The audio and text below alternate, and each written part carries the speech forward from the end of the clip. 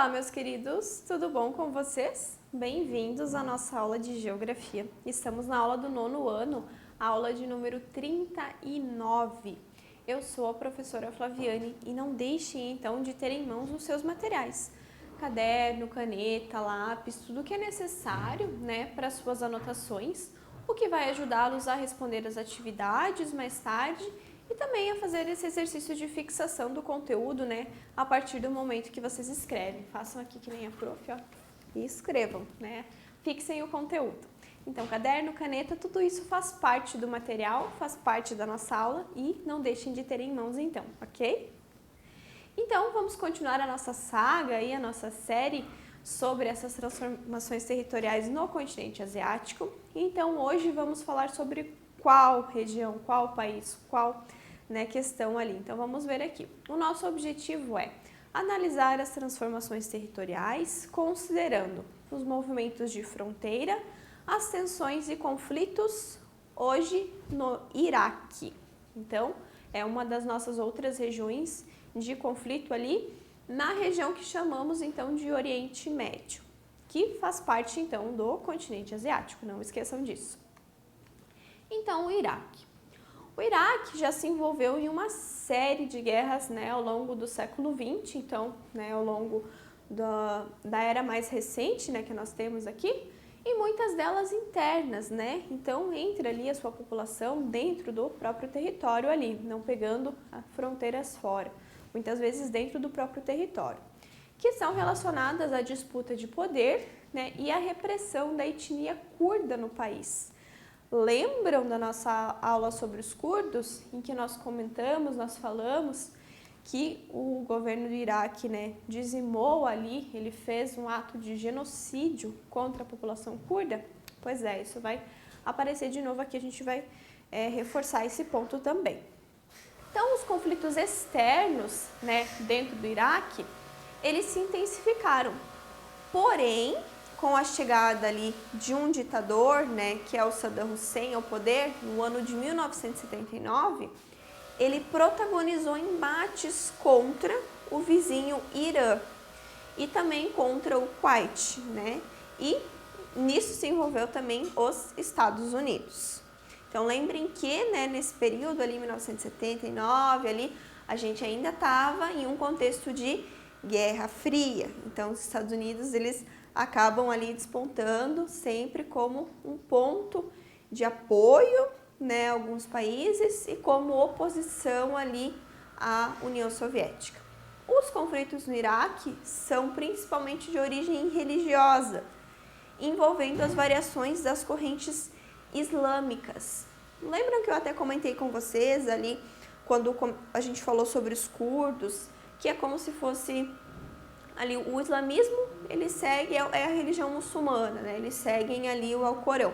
Porém, essas leituras diferentes que nós temos, fazem com que existam variações. Assim como, a gente tem o cristianismo e dentro do cristianismo a gente tem outras variações, como os católicos, os evangélicos, os protestantes. Então, todos seguem ali a Bíblia, creem em Jesus Cristo, porém, tem algumas variações dentro dessa própria corrente. A gente pode fazer um paralelo assim. Então, onde que está o Iraque? Está situado aqui, ó. Os vizinhos do Iraque, Irã. Então, lembrem que para cá a gente tem o Afeganistão, o Paquistão, lembra? Para cá. E aqui o Irã, Iraque. Então, a Arábia Saudita, a Jordânia, a Síria, que também é uma região bem conflituosa aqui, a Turquia. Então, aqui nessa região aqui, ó, da Turquia e do Iraque, aqui, ó, essa região aqui, ó, é dos curdos. Lembram que a gente teve aula dos curdos, o Kurdistão? Então, ó, é essa região aqui que pega os curdos. Então, foi aqui, ó, que houve, o extermínio curdo por parte do Iraque. Então, em relação a essas variações religiosas que a gente tem. Então, a gente tem os xiitas e os sunitas, que são duas correntes religiosas ali muçulmanas. É uma divergência, dentro da comunidade de fiéis muçulmanos sobre quem deveria ser o sucessor do profeta, o profeta Maomé, ali no caso, como líder espiritual e político. Então, quem deve comandar a nação muçulmana? Essa é a divergência entre xiitas e sunitas. Então, os partidários de Ali, que eram, né, o sobrinho e o genro do profeta Maomé, eles acreditavam que apenas um descendente direto do Maomé podia assumir esse cargo, né, essa liderança da nação muçulmana. Então, eles foram batizados como xiitas. Então, para os xiitas, somente um descendente direto de Maomé pode comandar, né, pode estar à frente dos muçulmanos. Já para os sunitas, eles acreditam que o califa é o chefe de estado e sucessor do Maomé, ele também vem ali, né, ele é descendente do Maomé, só que a diferença é que ele precisa ser eleito pelos próprios muçulmanos. Então, a gente tem ali, por exemplo, 2 ou 3 califas, né? Eles descendem ali de Maomé, porém, os muçulmanos votam em qual deles eles querem que seja o chefe, então, muçulmano. Esses foram denominados, então, sunitas. Essa é a diferença entre xiitas e sunitas, ok? Então, os sunitas, eles votam em quem eles querem e os xiitas, somente, né, o descendente direto ali. Então, aqui, ó, a corrente, ó, o Islã tem essas correntes, ó, os xiitas e os sunitas. E dentro de cada uma a gente vê que tem outras ainda, vocês conseguem ver? Então, são várias ramificações. Por conta disso, dessas ramificações aqui, que a gente vai ter aquelas ideias extremistas, né? O que vai gerar, então, os fanatismos ali, vai gerar, então, os grupos terroristas, vai gerar os jihadistas, aqueles que querem ter uma guerra santa, que querem combater os demais, porque a sua linha de pensamento é a que eles acreditam ser a certa. Então, a partir desses desdobramentos aqui que a gente acaba tendo essas discordâncias dentro da fé islâmica aqui, ok? Então, deem uma olhadinha depois, ó. Os sunitas, né, são o principal tronco do islamismo. Eles se tornaram hegemônicos após o falecimento do Maomé. E daí a gente tem aqui os troncos dos sunitas. Depois, os xiitas são o segundo maior grupo que a gente vai ter em relação ao islamismo. Consideram Ali, genro e primo de Maomé, o seu sucessor legítimo. Então, somente a partir desses dois aqui, ó, né, a partir do Ali, então, o Maomé, depois o Ali, e quem veio a partir dele que pode comandar, então, aqui, né? E estão presentes, né, em parte do Irã, Iraque, Síria, então, onde eles disputam o poder. Então, a gente tem os sunitas, lembrem que são os que votam, e os xiitas, somente, né, a partir de Ali ali, eles acreditam que é o descendente direto. E depois a gente tem outras duas aqui que são as menores correntes, né?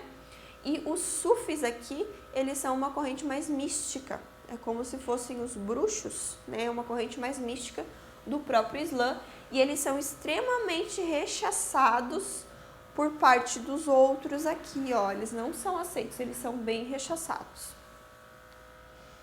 Então, agora, a partir disso, né, que vocês entenderam, né, isso, a gente pode dar prosseguimento aqui. Então, vamos conferir os principais conflitos que já envolveram ali o Iraque. O primeiro conflito que se tem, né, no século XX, ali mais recente, seria a Revolução Iraquiana. Aconteceu no ano de 1920, quando os iraquianos, o povo Iraque ali, eles se revoltaram contra o domínio britânico no país, né? Os britânicos ocupavam a região ali, né, que antes fazia parte do Império Turco-Otomano, lembrem, né, do Império Otomano ali, até o final da Primeira Guerra Mundial. Então, os países ali, né, no caso o Iraque, né, e então a Grã-Bretanha, chegaram a um acordo de independência do ano de 1932, com a entrada do Iraque nas Ligas das Nações. E essa Liga das Nações foi o início da ONU, né? Foi o embrião da ONU, foi a partir dali que surgiu a ONU mais tarde. Então, as comunidades religiosas, tanto xiitas quanto sunitas, ali que a gente viu, comunidades tribais, populações urbanas, oficiais iraquianos, né, cooperaram durante essa revolução. Então, houve, né, uma união de todos os povos ali do Iraque contra os britânicos. O que os britânicos queriam? no território iraquiano? Eles tinham interesse no petróleo, né, que tinha ali. Então, o domínio do petróleo por parte dos britânicos era bem importante para eles e os iraquianos se revoltaram contra essa dominação, pedindo então, né, que eles se emancipassem dessa potência ali e formassem a sua própria nação. Depois, a gente tem a Guerra Anglo-Iraquiana, que aconteceu no período da Segunda Guerra Mundial, né? O Iraque se alia ao eixo, que era formado por Itália, Alemanha e Japão, né? E em resposta, a Inglaterra invadiu o país.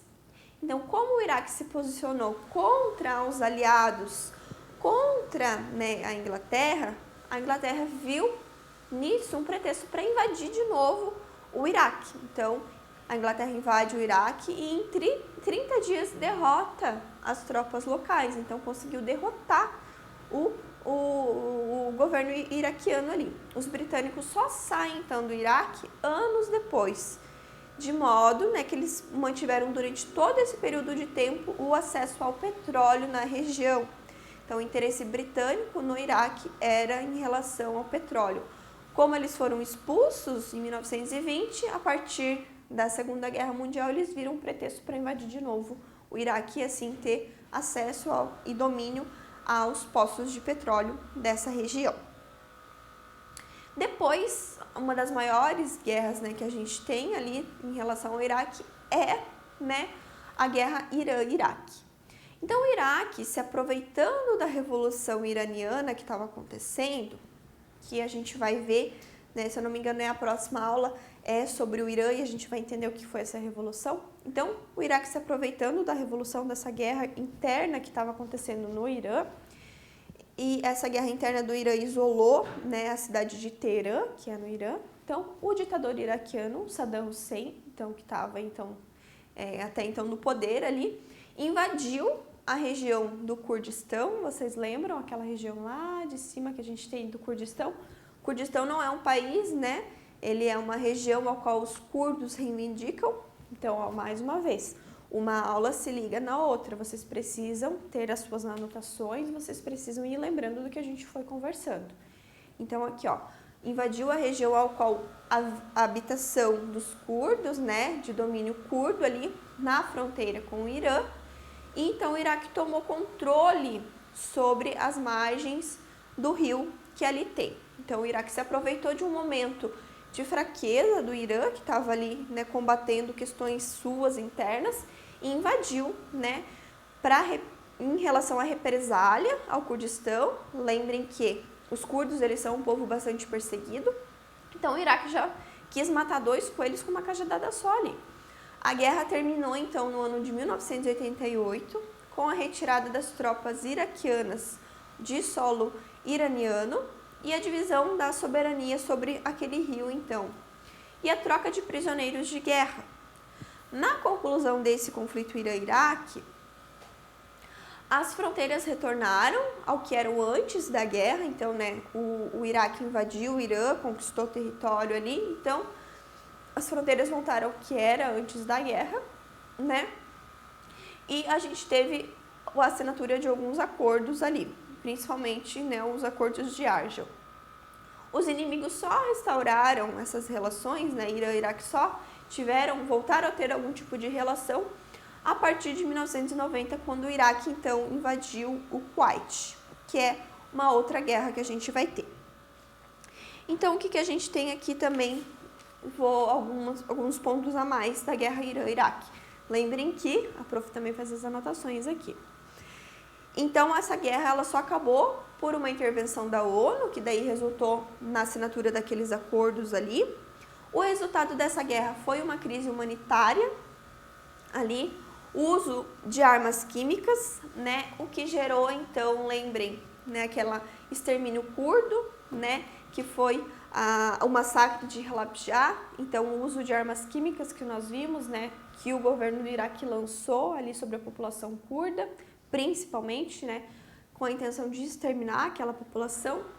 A região do Iraque, ela faz parte do que era a antiga Mesopotâmia. Então, lembrem que quando a gente conversou sobre os curdos, eu comentei com vocês, né, que era Toda essa região ali faz parte do que antigamente se chamava de Mesopotâmia, então é uma região extremamente rica. Na Mesopotâmia é onde nós temos o berço de civilizações. A partir dessas civilizações nós tivemos, né, a expansão para o resto do mundo, ali outras regiões. Então é um berço de civilizações essa região da Mesopotâmia. Então é uma região antiga de muitos recursos. E agora a gente vai ver o próximo conflito dentro do território iraquiano, então. Então, a guerra Iraque, só que, né, durou todo esse tempo, e as consequências foram humanitárias, né, principalmente, e para os curdos ali que sofreram bastante. Então, né, aqui, ó. E aí a gente entra na Guerra do Golfo, daí que durou, né, um ano ali, foi uma guerra um pouco mais rápida, mas mesmo assim ela teve desdobramentos importantes. Em agosto, né, de 1990, Saddam Hussein, então, ele vai invadir o Kuwait com o objetivo de assumir as reservas de petróleo do país. Então, buscava por recursos financeiros. A ação é condenada pelo Conselho de Segurança da ONU, né, e uma coalizão, então, foi formada pelos Estados Unidos, por países europeus, né, e árabes. Então, eles invadem o Iraque, para que essa guerra ela possa cessar. Eles ficam do lado, então, do Kuwait e contra o Iraque. Então, uma coalizão é formada para defender o Kuwait. O cessar-fogo é declarado no início do ano seguinte, né, e o Iraque é obrigado a reconhecer a soberania do Kuwait e a se livrar das suas armas de destruição em massa e mísseis. Então, como o governo iraquiano tinha, né, essas armas de destruição em massa ali, mísseis, armas pesadas, um armamentício pesado, um armamentício de guerra mesmo pesado, como resolução do conflito, ele foi obrigado a se desfazer desse tipo de armamento. Foi um dos pontos desse acordo ali, né, do final dessa guerra. Então, da Guerra do Golfo, aqui o que eu tenho para falar para vocês. Foram mais de 30 países que fizeram parte dessa coalizão ali junto com os Estados Unidos e países europeus, que tinha como objetivo expulsar, então, o Iraque do Kuwait. Foi o primeiro conflito a ser mostrado ao vivo, 24 horas por dia, então uma transmissão, né? Lembram que na guerra que a gente viu numa outra guerra, tinha também a guerra do Kuwait, não. Ai, me fugiu o nome, gente, agora da guerra. Eu vou lembrar ainda. Então, na outra guerra que a gente teve lá, também tinha essa questão da imprensa, né, que foi revolucionária ali, porque essa transmissão ali era feita de maneira mais rápida. Aqui a gente teve essa transmissão 24 horas, como se... É o que a gente tem hoje, né? Tem uma guerra ali, às vezes, acontecendo e tem um canal que está ali transmitindo 24 horas por dia o que está acontecendo, então, em transmissão em tempo real. Então, essa guerra aqui do Golfo teve também essa participação ali da imprensa de uma forma mais ativa. Então, né, a Guerra do Golfo, assim como a Guerra do Vietnã, agora eu lembrei, gente, foi tanta guerra que nós vimos até agora que embolou tudo aqui na minha cabeça, me desculpe, mas eu lembrei, a Guerra do Vietnã. Então, assim como a Guerra do Vietnã revolucionou essa questão da imprensa, a Guerra do Golfo também. Então, essa transmissão, né, ela acontecia de forma mais intensa ali. Então, aqui a Guerra do Kuwait, né, e ela foi um conflito bem intenso também que aconteceu ali na região, tá? Então, armas pesadas ali, foi um conflito, uma batalha bem intensa. E daí a gente chega na Guerra do Iraque, né, uma outra guerra ali acontecendo dentro do próprio conflito, dentro da própria região ali do Iraque. Então, o Iraque continuou a desobedecer às sanções emitidas pelos Estados Unidos e pela Inglaterra depois da Guerra do Golfo. Lembram que ele tinha que voltar as terras para o Kuwait e também se desfazer das suas armas, né? E em 2002, depois dos ataques do 11 de setembro, o presidente George Bush, então, ele acusa o Iraque de ter continuado a produzir, né, aquelas armas de destruição em massa. Afirmação que anos depois acabou se mostrando falsa, né, não fez sentido ali. Ele passa então por cima da ONU, no caso de George Bush, ele passa por cima do Conselho da ONU ali, porém, e pede a saída desse líder iraquiano, ali, que é o Saddam Hussein, em 48 horas. Então, os Estados Unidos, junto com a Inglaterra, eles invadiram o Iraque e rapidamente assumiram o comando ali do país. O ataque é sucedido por uma longa ocupação americana no país, né? E interrompida no ano de 2011, onde foi retomada novamente no ano de 2014 com o objetivo de combater o Estado Islâmico. Então, o governo americano, se utilizando, né, dessa invasão dos ataques de 11 de setembro, entrou então no Iraque alegando que o governo ali do Saddam Hussein, então ele tinha essas armas de destruição em massa e eles queriam procurar. Só que isso passava por cima do que a ONU tinha determinado que não era para ser feito, porque eles não tinham certeza absoluta de que isso estava acontecendo e não era para os Estados Unidos invadirem o Iraque, mas eles passaram por cima dessa declaração da ONU, desse conselho da ONU, e mesmo assim, então o Iraque foi invadido pelo exército americano e ficou ocupado, né, durante todo esse tempo ali. Então, o que a gente tem também dentro desse conflito aqui, ó? Muitas perdas humanas, né? O Saddam Hussein ele foi executado, né? Ele foi capturado e foi enforcado, ele foi morto, então foi deposto, foi um governo deposto ali dentro do Iraque. E atualmente, o que a gente tem? Atualmente, o Iraque vive as consequências não somente da invasão norte-americana, né, que hoje em dia a gente viu que, então, o governo americano voltou ao Iraque para combater o Estado Islâmico, né? O Estado Islâmico, que também é chamado de ISIS, a gente vai ver, né, na próxima aula ali em relação a isso, sobre o Estado Islâmico de maneira mais intensa, mas é um grupo também terrorista extremista ali, que tem aquela visão mais deturpada, uma visão mais extremista das leis islâmicas. Então, os Estados Unidos entraram de novo no Iraque para tentar combater isso aí. Então, o Iraque hoje vive as consequências não somente da invasão, né, dos Estados Unidos, mas também do bloqueio econômico imposto, né, pela ONU lá da época da invasão do Kuwait ainda, e pela constante repressão que a ditadura sunita, então lembrem lá as duas vertentes lá, impõe então aos xiitas. Os xiitas são a maioria da população iraquiana, e também a ditadura sunita impõe isso aos curdos, e os curdos ainda são mal vistos dentro do território iraquiano. Então a gente tem a questão do Estado Islâmico aqui, ó. Os jihadistas, né, são jihadistas, então aqueles que proclamam a Guerra Santa ali, e são os que promovem a chamada Guerra Santa muçulmana, né, os jihadistas.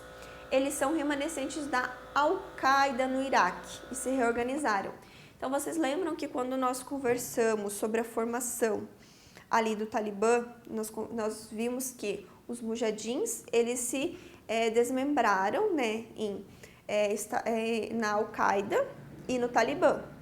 Então, a Al-Qaeda, aqui, ó, também acabou se desmembrando ali, né, se desfez, e uma vertente da Al-Qaeda deu origem ao Estado Islâmico. Então, o Estado Islâmico vem, né, de tudo isso aí. Então, é um histórico aí de desmembramento desses grupos terroristas ali. Então, em 2013 nascia então o chamado Estado Islâmico no Iraque e no Levante, que é uma região ali conhecida dentro ali do Oriente Médio.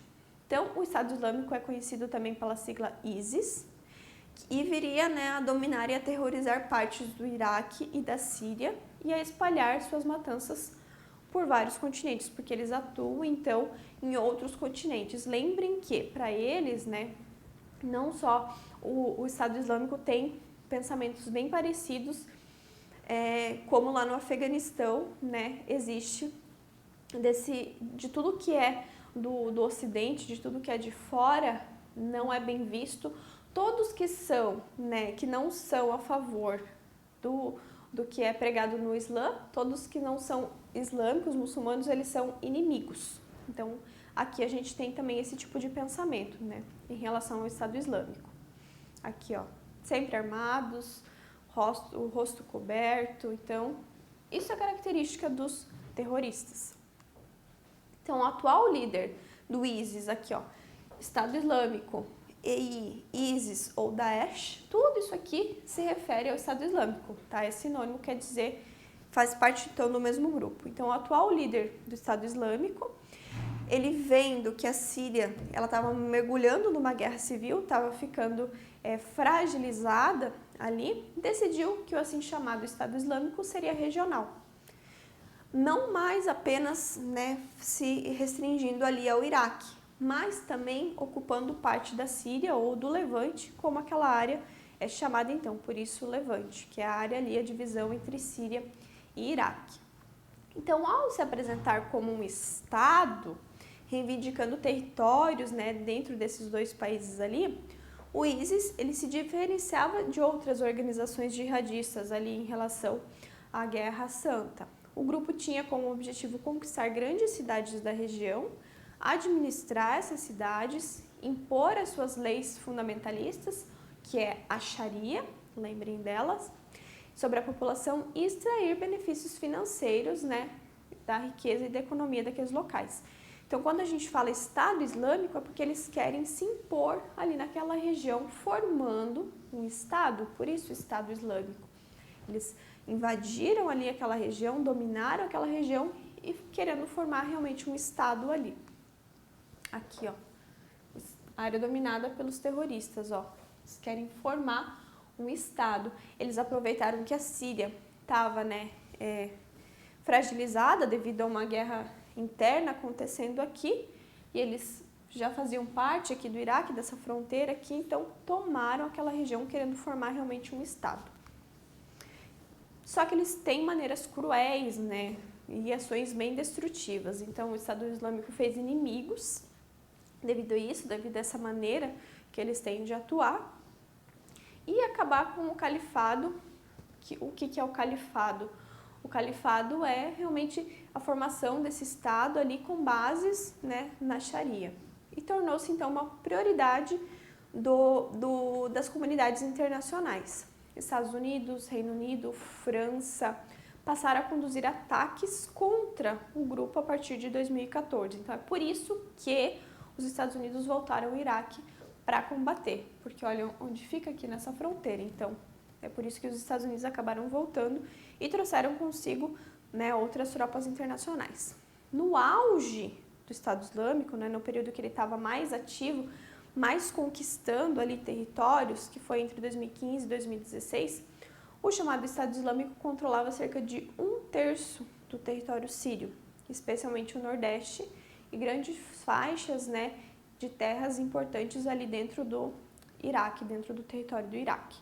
Em 2019, os Estados Unidos atacaram um local onde o líder então desse grupo do ISIS estava, e essa pessoa, né, esse líder, ele se explodiu. Ele tinha um colete, né, bomba, e ele se explodiu. Terminava então o califado. Então o Estado Islâmico foi perdendo força. Ó, o que era antes, ó, e pro que ficou. Então hoje em dia, né, é somente algumas regiões. Então, antes era tudo que está aqui, ó, em rosinha, aqui nessa cor mais escura, e hoje em dia é só essas regiões ali que ainda tem alguma coisa de domínio do Estado Islâmico. Então, foi perdendo força. No entanto, né, o grupo ele continua ativo, ele faz atentados tanto no Oriente Médio, né, o que inspira outros locais ali. Por exemplo, a gente tem na África o Boko Haram, que ele se inspira muito aqui no ISIS, para que ele tenha algumas ações. E a gente tem também atentados que acontecem em solo europeu, né? Na Alemanha, na França, em outros locais ali da Europa. A gente vai ter então essa atuação a partir de recrutamento por parte de pessoas ali do Estado Islâmico, para que aconteçam esses atentados ali e para que as pessoas elas lembrem que eles ainda estão em atuação. Tem uma série na Netflix que trata sobre isso, sobre essa questão de recrutamento de pessoas pelo Estado Islâmico, e o nome da série é Califado. Então trata desse recrutamento principalmente de meninas, né? As meninas elas são recrutadas para serem escravas, né, deles, para que elas reproduzam e tenham mais filhos deles ali, então é bem interessante, tá? É uma série pesada, né, mas ela é interessante porque ela trata dessa questão do recrutamento, como eles trabalham na internet, é um trabalho mental, né, de recrutamento de pessoas ali, jovens também, para atuar. Eles tanto vão para essa região ali, para o que eles chamam de Estado Islâmico ali, quanto eles atuam em atentados ao redor da Europa. Então a série se chama Califado e trata dessa questão do Estado Islâmico. É um material extra aí, mais uma sugestão para vocês. E, né, a gente ainda vai ter mais algumas aulas a respeito disso, ali, desses conflitos étnico-culturais, fronteiriços. Então, a nossa série não termina aqui, ok? Então, não deixem de fazer as suas atividades ali, ó, para que vocês possam responder nessas atividades e voltem na aula, pausem, voltem, escutem de novo, para que isso, né, reforce ali para vocês. Eu sei que são assuntos mais pesados, mais complicados até, né, a gente tem tratado aí uma série de assuntos e uma coisa leva a outra, a formação de um grupo em um território se espalha para outro, então é bem importante que vocês vejam e pausem e façam as anotações, porque uma coisa está ligada na outra, por isso que é uma série de aulas.